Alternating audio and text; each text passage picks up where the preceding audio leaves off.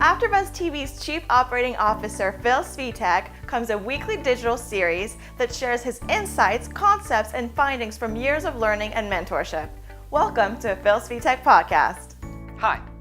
As a culture, I find we're obsessed with quiz shows. Why? It's a simple answer. We love to test our knowledge. We put value on intelligence. It becomes a literal competition to see who is the smartest. You can look beyond quiz shows and look at any standardized test as further evidence of that. As much as I appreciate smart people, I've come to realize that the true test is not what you know, it's what you do when you don't know. It's how you overcome obstacles. That's the real test of the mind. It's easy to look at someone we think is smarter than us and feel inferior. The reality is none of us are born with any knowledge. It must be learned and attained throughout life. As writer David Foster Wallace said, I have come gradually to understand that the liberal arts cliché about teaching you how to think is actually shorthand for a much deeper, more serious idea. Learning how to think really means learning how to exercise some control over how and what you think. That's right. We must learn how to think in order to learn, because if we don't, we'll forever feel overwhelmed by any subject, simple or complex. Must be an on button somewhere. Press the Apple thing. Let me pose it to you this way. How many friends or family members do you have that try their hand at something, rave about it, only to weeks or months later push it out of their lives completely? When asked, their explanation may be the infamous, "It wasn't for me." No, I don't want to quit. That's not fair. But I'm just saying that I would just like a little credit for the fact that I'm killing myself trying. Here's a concrete example. I know plenty of people who start tennis, love it, and see themselves become better and better. Then they hit a plateau. They can't overcome it, thus stop playing tennis. The initial incline is evident in all areas, both physical and mental. Those who quit as soon as they reach the first delineation from this upward trajectory are referred to as dabblers. They try their hand only so far as it provides reward for their efforts. Here's a reality check. In all disciplines of life, there will be plateaus to overcome.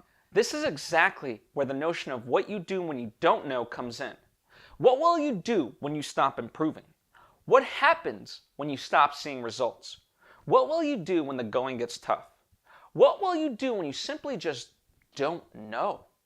The reason why many scrap activities, goals, and projects altogether is because it's far easier to quit.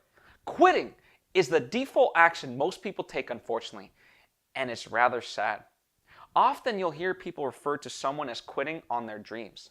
That's exactly what it is most often. You know what? I got an idea for you. Instead of being an idiot every day, why don't you go back to school, graduate, and get the company? Because I don't want it anymore. Oh. What do you mean you don't want it anymore? But there's several strategies beyond giving up. Mentors, books, online videos or classes, articles, groups. You get the picture.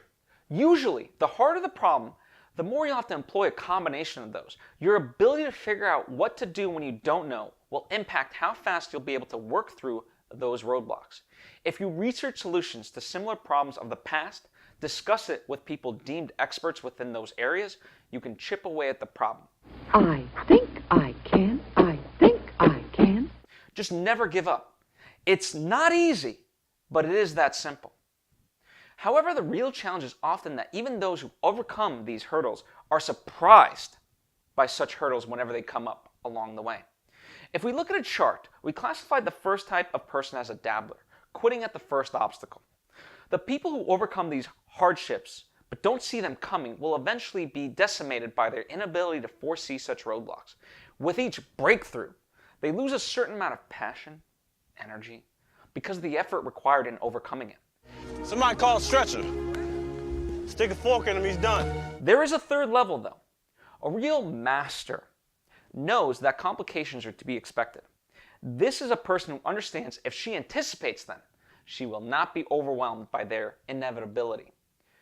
Masters not only have strategies they can use to break through such hardships, but they also don't fear the adversity of such moments. In a way, it's a combination of perseverance and patience. So the next time you watch or meet someone who knows a lot, rather than be intimidated, learn from them.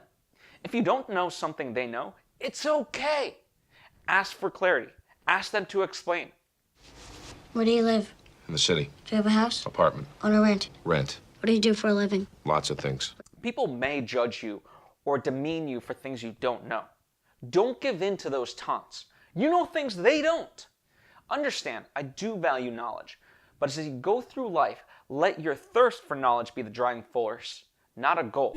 Oh look, what's this? The hanging mistletoe. They kiss? Why that looks so unique.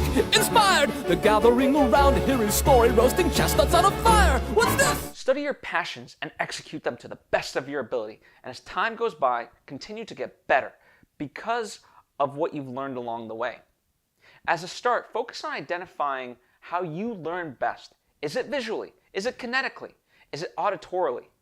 This will help yield results faster, as each of us has a different way of learning.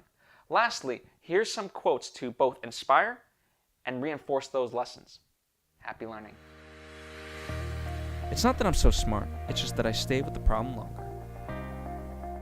Success consists of going from failure to failure without loss of enthusiasm.